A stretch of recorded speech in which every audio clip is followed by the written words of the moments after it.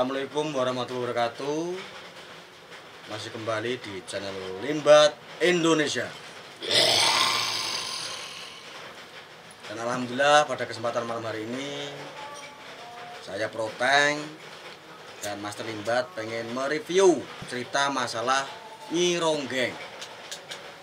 Karena kemarin sempat gempar, sempat geger masalah Nyi Ronggeng yang katanya di luar Jawa lah, yang di Kalimantan lah, yang di Medan lah, tapi itu semuanya bullshit, gak benar. Nyi Ronggeng yang tepat. Dan kemarin alhamdulillah kita juga sempat ziarah yang bener tuh di Jawa Barat, tepatnya di daerah Kuningan.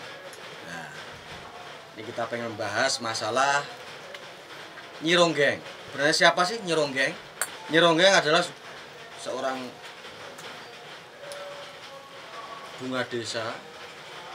Beliau sosok wanita yang sangat cantik, dan dulu sebelum mempunyai nama Nyi Ronggeng atau gelar Nyi Ronggeng, beliau namanya Sembah.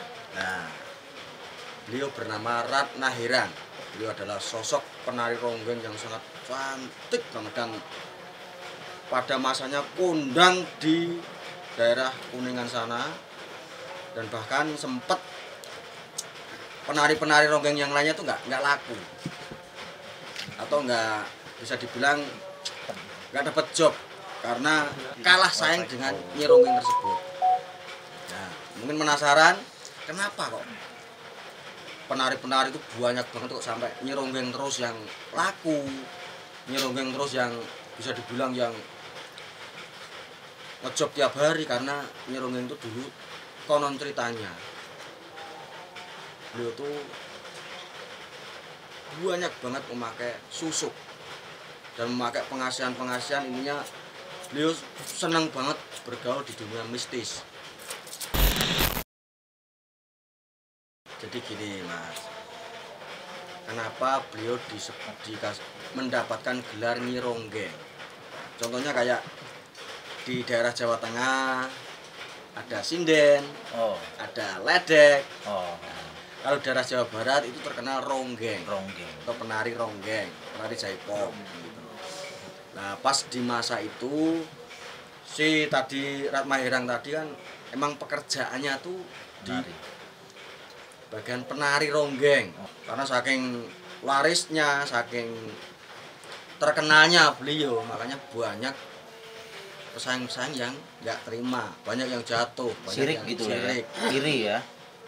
Makanya sampai ya bisa dibilang musuhnya banyak ya mbak.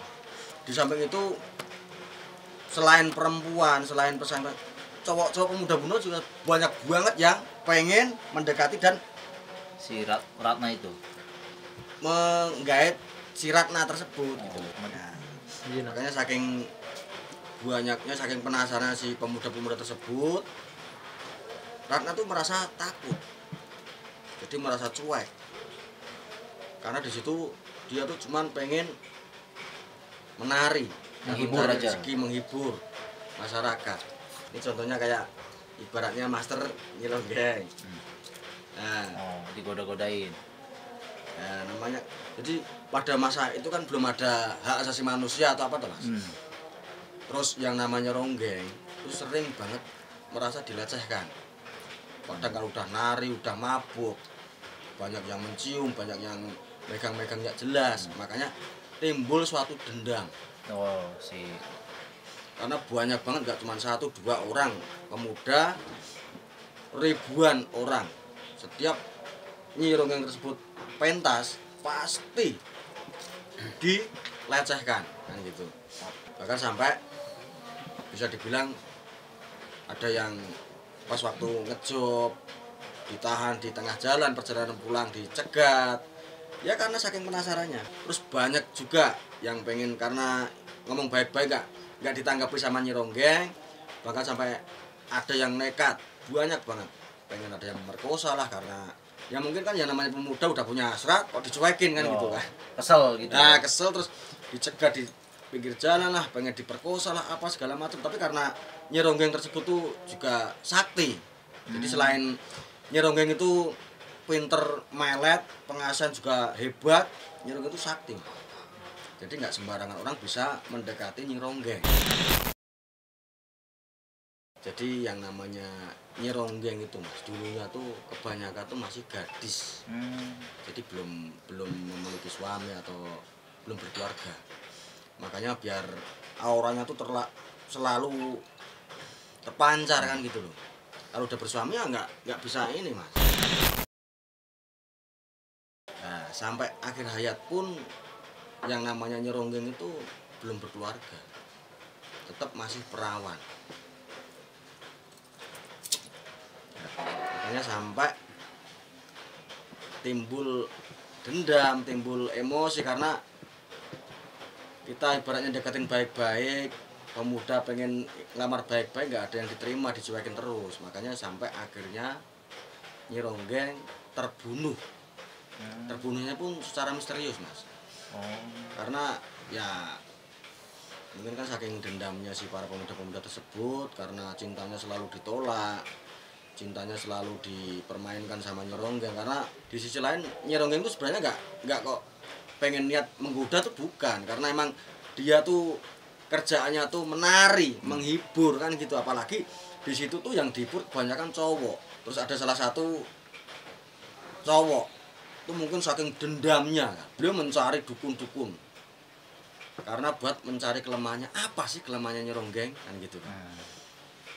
Terus alhasil pada suatu hari beliau mendapatkan kelemahan dari sosok Nyi Ronggeng tersebut. Sempat sowan ke tempat dukun, beliau dikasih ini kelemahannya, daun kelor, dan pisau tersebut udah di mantra-mantrain dan dibalu-balu daun kelor, akhirnya buat membunuh Nyi Ronggeng tersebut. Jasadnya pun juga nggak ada yang nemunya mbak. Itu pasti mas, karena yang namanya penari, contohnya penyanyi kayak di era sekarang lah, itu kalau masih belum punya suami pasti kan auranya juga banyak, penggemarnya gitu juga ya, banyak kan gitu loh. Kembali lagi juga waktu Nyi Ronggeng mas, jadi pada waktu itu emang ya sebagian dari syarat juga tentunya.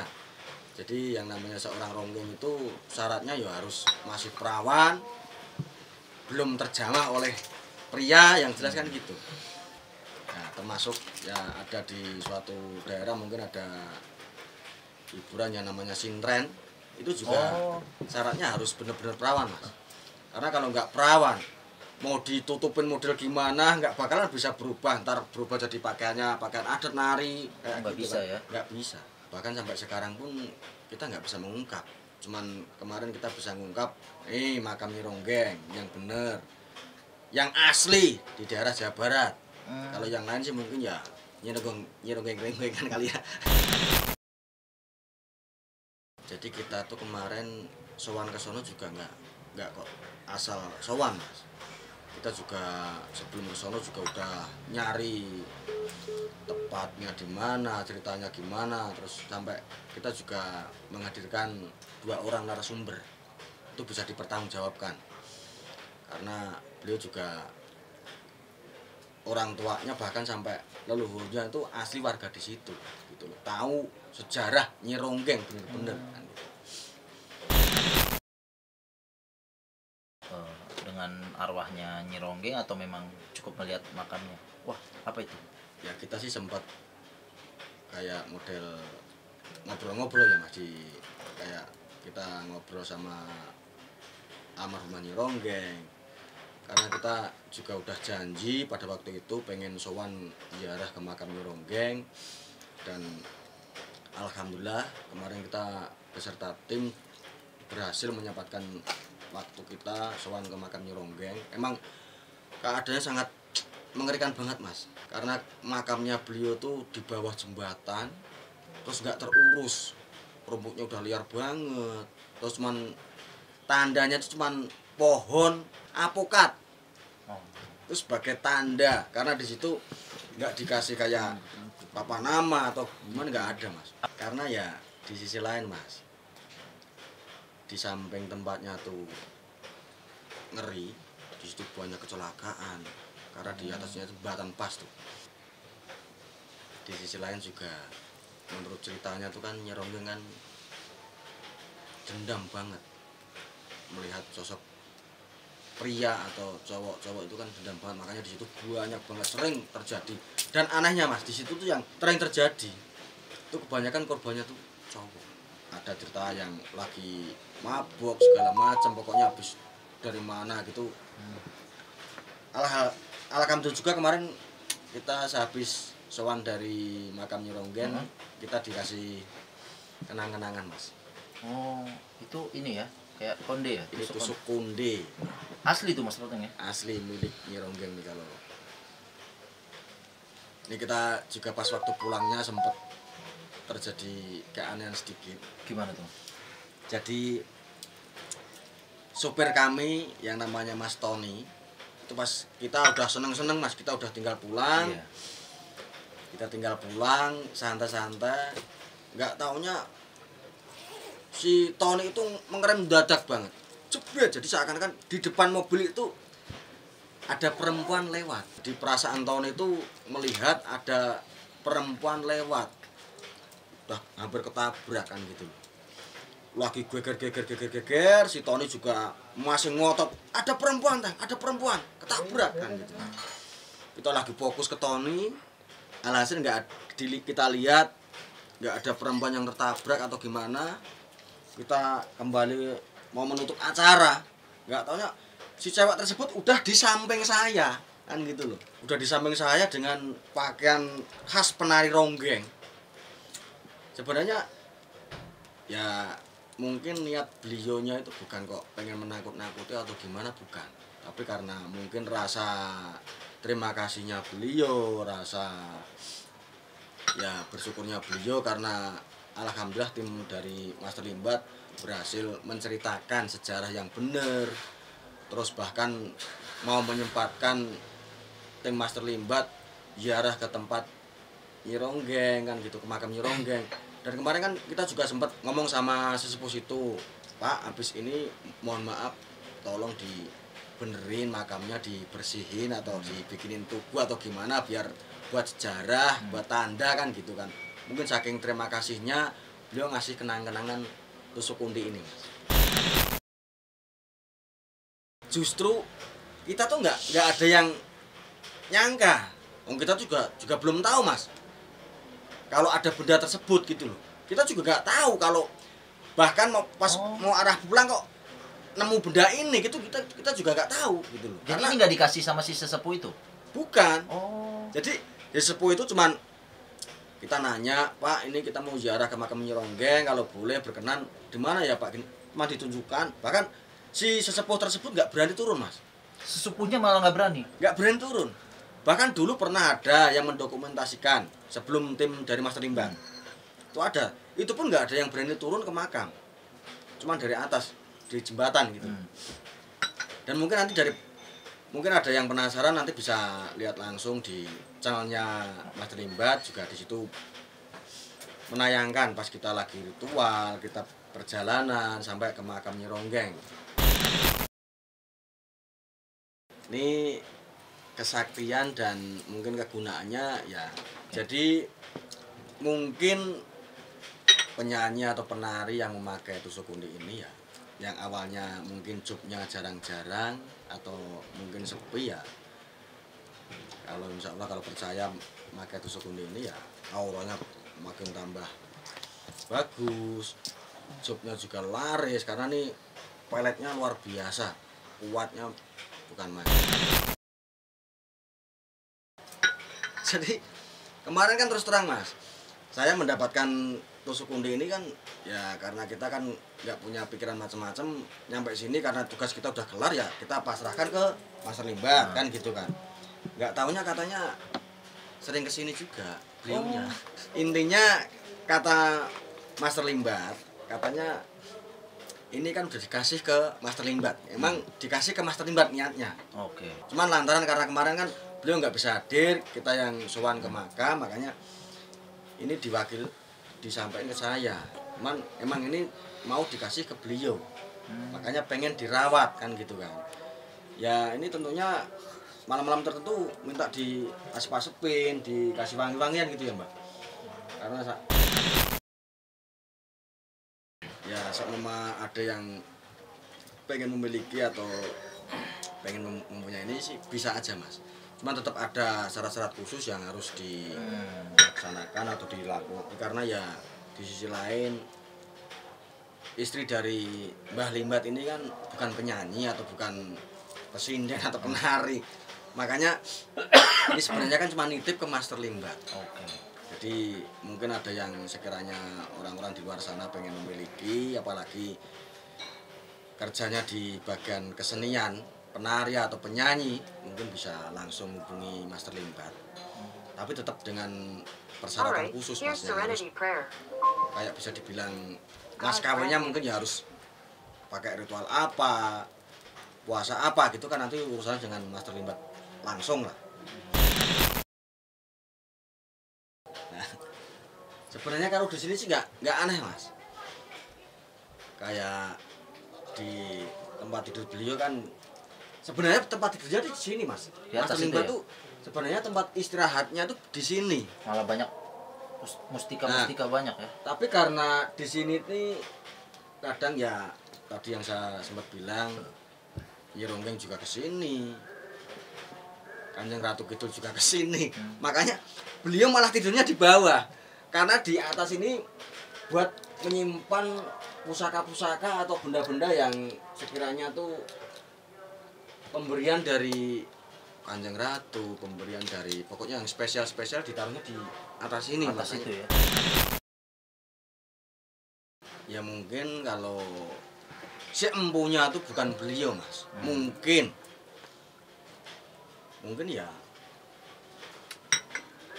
ribut berantem pasti. Tapi karena si empunya yang tuan rumahnya kan Master Limbat, jadi ya aman-aman aja ya mas selama ini ya.